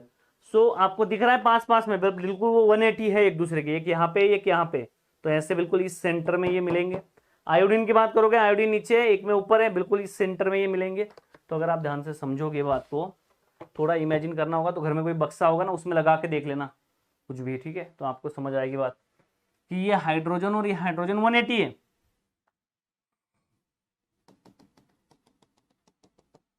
ऐसे यहाँ पे मिलेंगे, ये भी 180 है, ये भी 180 है, ये भी 180 है, ये भी 180 है, तो यहाँ पे सेंटर में मिलेंगे आपको। इसी का दूसरा वर्जन मैं आपको बता सकता हूँ, देखो कैसे, यही हमने लिखा है ना, इसी को हम ऐसे भी लिख सकते हैं, देखो इसी को घुमा के दिखा रहा हूं मैं, घुमा के दिखा रहा हूं, ठीक है, घुमा के, ऐसे मैंने इसको घुमा दिया, थोड़ा घुमाने पे पता चला कि यहाँ पे हाइड्रोजन आया है, नीचे Br था, इस केस में ऊपर Br था, यहाँ पे हाइड्रोजन था। समझ आई बात?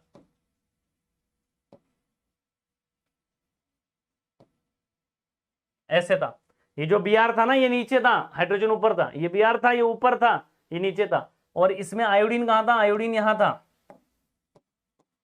आयोडीन यहां था, हाइड्रोजन ऊपर था। और इस केस में क्या था,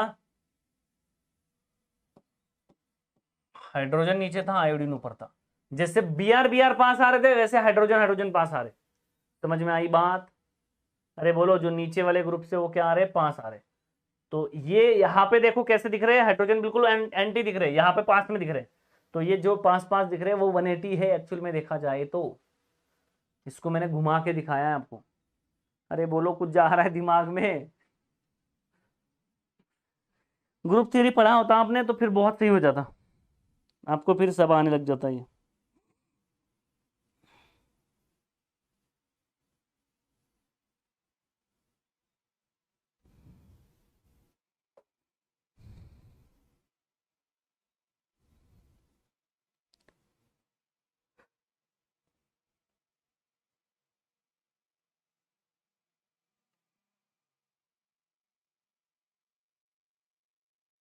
सारे ग्रुप एक दूसरे के सिमिलर जो ग्रुप है ना एंटी होने चाहिए। तो अगर एंटी होते हैं तो सेंटर ऑफ सिमेट्री प्रेजेंट होगी। प्लेन ऑफ सिमेट्री प्रेजेंट होगी तो कंपाउंड ऑप्टिकली इनएक्टिव होगा। सेंटर ऑफ सिमेट्री प्रेजेंट होगी तो कंपाउंड ऑप्टिकली इनएक्टिव होगा।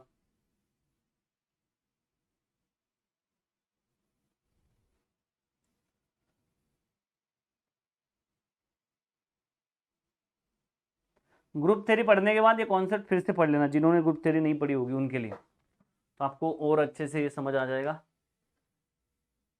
उसमें डेडिकेटेडली टाइम दिया जाता है इस चैप्टर को, ठीक है। यहाँ पे देखोगे, इसमें आप देखोगे तो आपको समझ आएगी बात, जिसमें प्लेन ऑफ सिमेट्री प्रेजेंट होगी वो कंपाउंड क्या होगा, ऑप्टिकली इनएक्टिव होगा। तो आपको जस्ट प्लेन ऑफ सिमेट्री और सेंटर ऑफ सिमेट्री चेक करनी है तो आपको समझ आएगी कहानी क्या होगी। यहाँ पे भाई प्लेन ऑफ सिमेट्री की बात करोगे,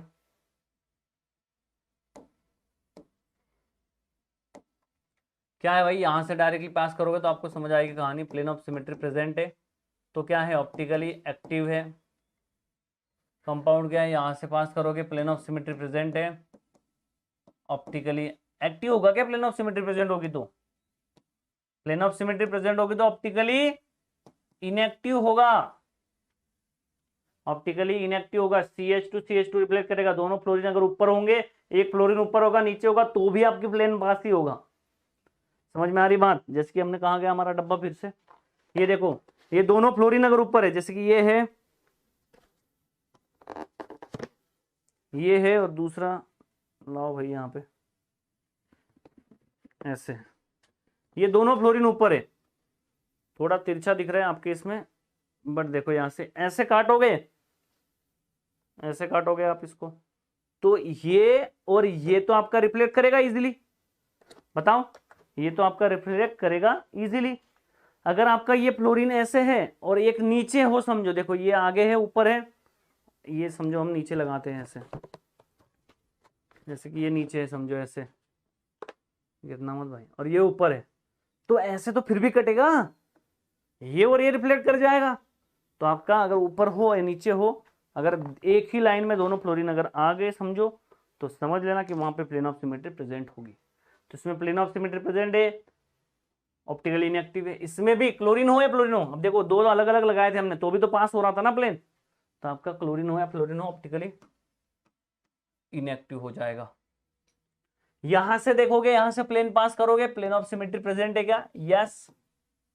कंपाउंड क्या है, ऑप्टिकली इनएक्टिव।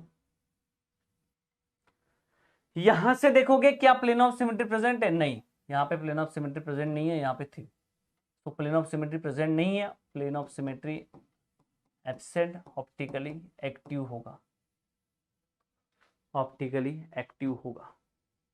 दोनों अगर अबव में भी आ जाते तो दोनों डिफरेंट है ना, ये तो रिफ्लेक्ट नहीं करेंगे ना, ये रिफ्लेक्ट नहीं करेंगे, तो ये रिफ्लेक्ट नहीं कर रहे हैं यहाँ पे भी, तो यहाँ पे भी प्लेन ऑफ सिमेट्री एब्सेंट है, तो प्लेन ऑफ सिमेट्री एब्सेंट है, ऑप्टिकली एक्टिव है। समझ में आ रही कहानी? प्लेन ऑफ सिमेट्री एब्सेंट है तो ऑप्टिकली एक्टिव है।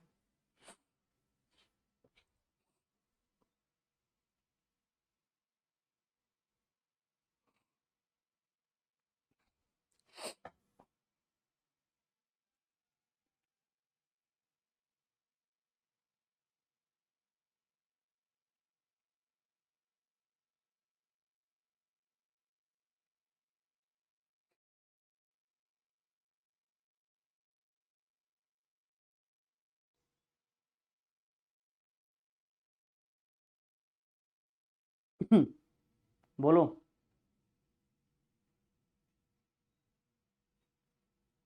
जो बाइसेक्ट होने वाले वो डिफरेंट हो सकते हैं, रिफ्लेक्ट होने वाले सेम होने चाहिए। यहां से देखोगे ऐसे पास होगा ये, और ये इसको बिल्कुल करेगा, जैसे हमने देखा पेन एक ऊपर लगाया था नीचे लगाया था, वही एग्जांपल ये है, ये बिल्कुल रिफ्लेक्ट करेगा। तो प्लेन ऑफ सिमेट्री क्या है, प्रेजेंट है, ऑप्टिकली इनएक्टिव है। समझ आ रही कहानी। सेम कहानी यहाँ पे भी, यहां से पास करोगे, अब डिफरेंट ग्रुप होंगे, जैसे एक व्हाइट और एक ब्लैक पेन लगाया तो बाइसेक्ट तो वैसे भी हो रहा था, तो बाइसेक्ट वैसे भी हो रहा था, तो क्या है, प्लेन ऑफ सिमेट्री प्रेजेंट है, ऑप्टिकली इनएक्टिव है। समझ आ रही कहानी। यहां से देखो ये ऐसे पास करोगे, ये इसको रिफ्लेक्ट करेगा, प्लेन ऑफ सिमेट्री प्रेजेंट है, ऑप्टिकली इनएक्टिव है। फ्लोरीन क्लोरीन होगा तो क्या होगा, यहां से प्लेस पास करोगे, ये इसको रिफ्लेक्ट कर रहा है, ये इसको रिफ्लेक्ट नहीं कर रहा, नहीं कर रहा, तो मतलब क्या, अब आप बोलोगे ये कर रहा है ये नहीं कर रहा, तो ओवरऑल प्लेन है क्या, नहीं है ना, क्योंकि इसकी वजह से नहीं हो रहा है, इसकी वजह से हो रहा है, बट फिर भी इसकी वजह से नहीं हो रहा है, तो मतलब क्या है, प्लेन ऑफ सिमेट्री एब्सेंट है, और प्लेन ऑफ सिमेट्री अगर एब्सेंट होगा तो कंपाउंड ऑप्टिकली एक्टिव होगा। समझ आई बात। सेम यहाँ पे पास करोगे, समझ आएगी कहानी कि प्लेन ऑफ सिमेट्री एब्सेंट है, एब्सेंट है, नहीं आ रही ना, फ्लोरीन क्लोरीन है यार, तो ऑप्टिकली एक्टिव होगा। नीचे के करो पांचों, नीचे के करने आपको सारे, third row, first second third fourth fifth sixth, 2 3 4 5 6, 6 में से पहला दूसरा तीसरा चौथा पांचवा, इसमें आपको बताना है।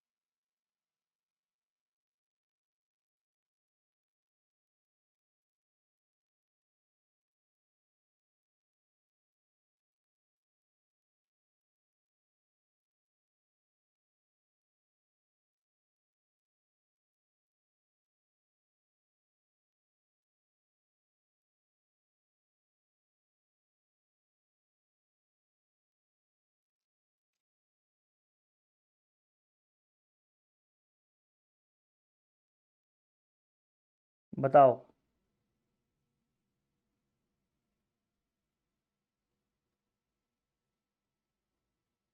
ऑल इनएक्टिव, ऑल इनएक्टिव कैसे हो सकते भाई,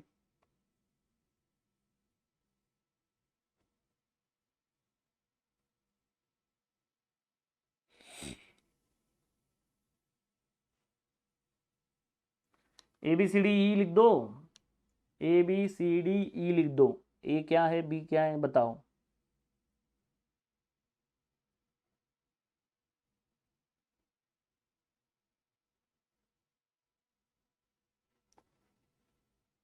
वेरी गुड वेरी गुड, क्या नाम है इनका, दृष्टि, वेरी गुड बेटा।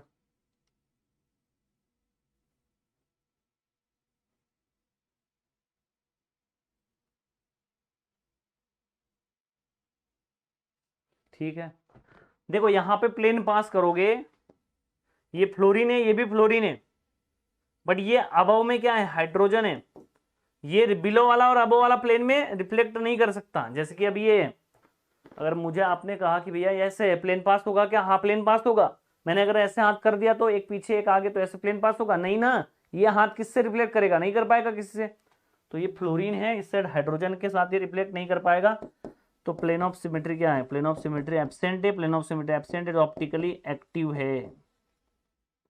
यहां पे देखोगे ऐसे आप पास करने की कोशिश करोगे, बट फ्लोरीन ऊपर है और फ्लोरीन नीचे है, इसमें चल रहा था क्योंकि ये रिफ्लेक्ट, ये बाइसेक्ट हो रहा था, यहाँ पे ये बाइसेक्ट हो रहा था, रिफ्लेक्ट होने वाले CH2 थे, अब ये ही रिफ्लेक्ट होने वाले, ये अबव में और ये बिलो में रिफ्लेक्ट नहीं हो सकते, क्योंकि ये इसको साथ रिफ्लेक्ट करने जाएगा, हाइड्रोजन आ जाएगा यहाँ पे, तो हाइड्रोजन यहाँ पे है तो ये रिफ्लेक्ट नहीं कर पाएगा इससे, तो आपका प्लेन ऑफ सिमेट्री क्या है, एब्सेंट है। ऑप्टिकली क्या है, इनएक्टिव है।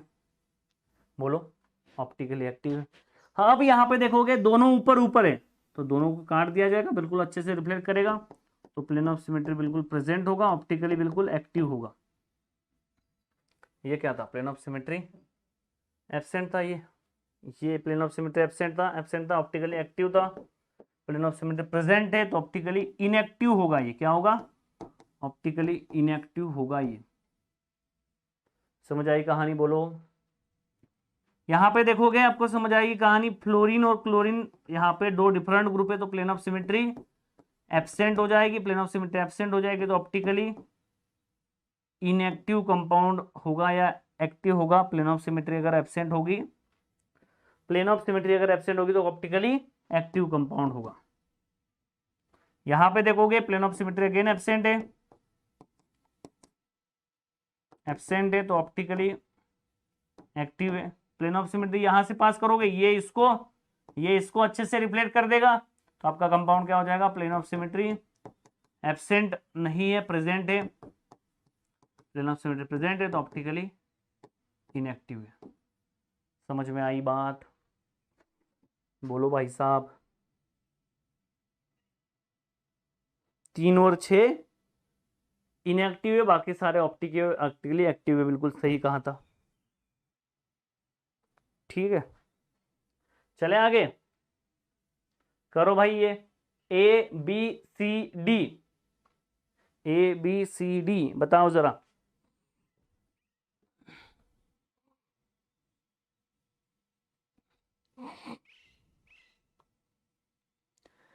ऊपर वाली रो बताओ, A B C D E F G H, सारे बताने, A B C D E F G H, या 1 2 3 4 5 6 7 8।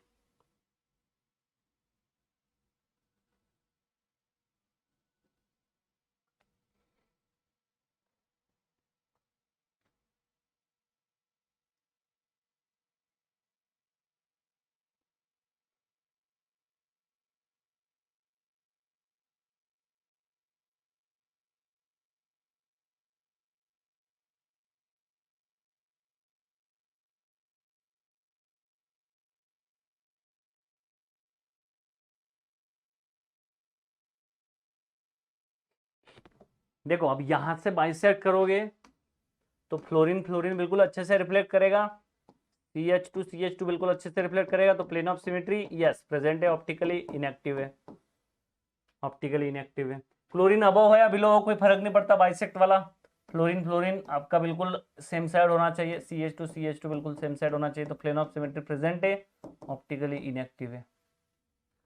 बीच में फ्लोरीन बाजू में क्लोरीन, कोई दिक्कत नहीं हमें, क्लोरीन रिफ्लेक्ट कर जाए बस, CH2 रिफ्लेक्ट कर जाए तो प्लेन ऑफ सिमेट्री बिल्कुल प्रेजेंट हो जाएगी, ऑप्टिकली इनएक्टिव हो जाएगा।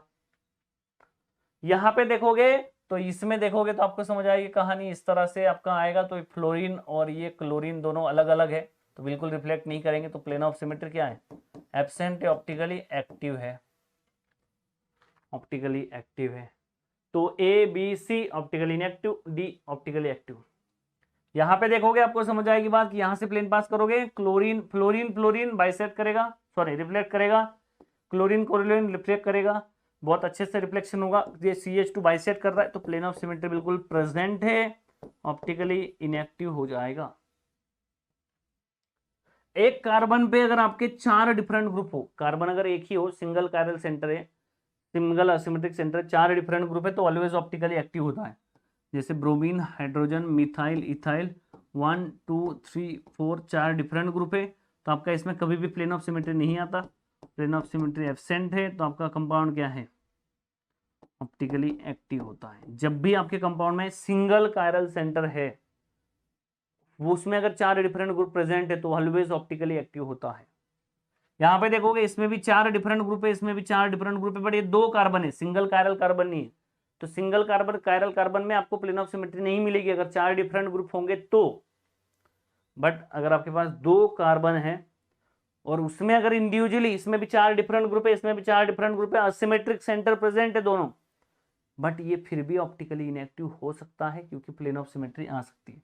तो यहाँ से प्लेन ऑफ सिमेट्री पास करोगे तो आयोडीन आयोडीन को, हाइड्रोजन हाइड्रोजन को और मिथाइल मिथाइल को बिल्कुल अच्छे से रिफ्लेक्ट करेगा, तो प्लेन ऑफ सिमेट्री एब्सेंट हो जाएगी। प्लेन ऑफ सिमेट्री एब्सेंट नहीं होगी, प्लेन ऑफ सिमेट्री प्रेजेंट हो जाएगी, ऑप्टिकली इनएक्टिव हो जाएगा। यही सेम कहानी फिशर फॉर्म में यहाँ पे आपको देखने को मिलेगी। यही कंपाउंड है क्या? नहीं, ये कंपाउंड नहीं। OH OH इसको रिफ्लेक्ट करेगा, हाइड्रोजन हाइड्रोजन इसको करेगा और आपका CH3 को करेगा। प्लेन ऑफ सिमेट्री एब्सेंट हो जाएगी, प्रेजेंट हो जाएगी, ऑप्टिकली इनएक्टिव हो जाएगा। अब देखो CH3 ऐसे होता है नीचे नीचे, तो ये CH3 को करेगा। OH ऊपर है दोनों, तो दोनों OH ऊपर है तो रिफ्लेक्ट करेंगे बिल्कुल। दोनों हाइड्रोजन ऊपर है आपका, ये कैसे होता है? इसको हम कैसे लिखते हैं बेटा? इसको हम कैसे लिखते हैं? इसको हम ऐसे लिखते हैं ना, OH OH hydrogen hydrogen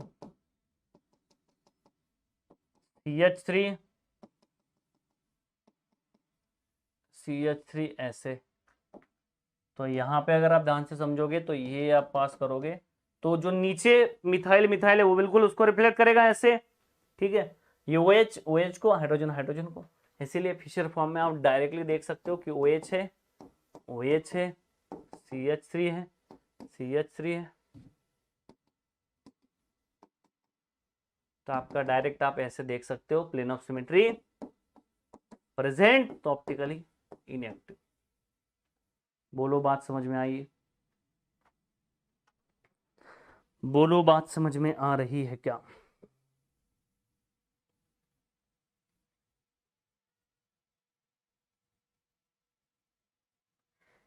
inactive. Homework लिख लो भाई, होमवर्क लिख लो,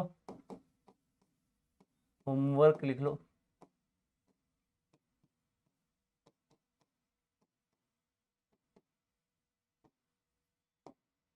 क्या ये ऑप्टिकली एक्टिव है? होमवर्क लिख लो।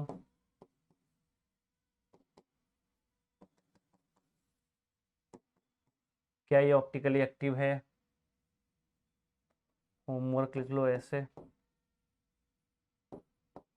OH OH CO2H CO2H, क्या ये ऑप्टिकली एक्टिव है? 1 2 3 4 आपका क्या है? CO2H CO2H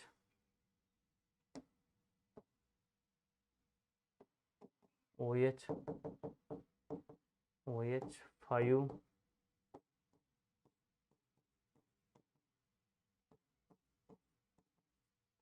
ऐसे आपके पास कंपाउंड है ऐसे।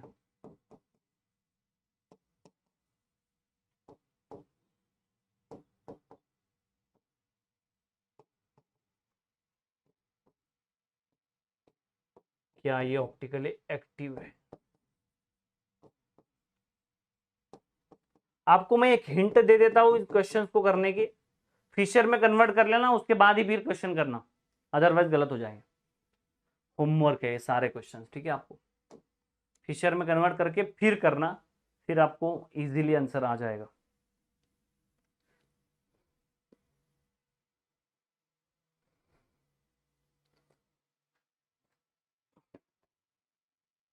जो होमवर्क नहीं करेगा, जो होमवर्क नहीं करेगा उसको कल देखते हैं, ठीक है, कल देखते हैं उसको कल देखेंगे हम। बाकी असिमेट्रिक सेंटर, बाकी जो पोर्शन होगा वो नेक्स्ट क्लास में हम चर्चा करेंगे उसकी, ठीक है। Thank you so much for the attending session. कोई आपके डाउट्स है क्या? बताओ जरा, कुछ डाउट्स होंगे तो बता दो। Thank you thank you thank you आने लग गया आपकी तरफ से, चलो ठीक है। Thank you so much for the attending session. मिलेंगे नेक्स्ट सेशन में। जय हिंद।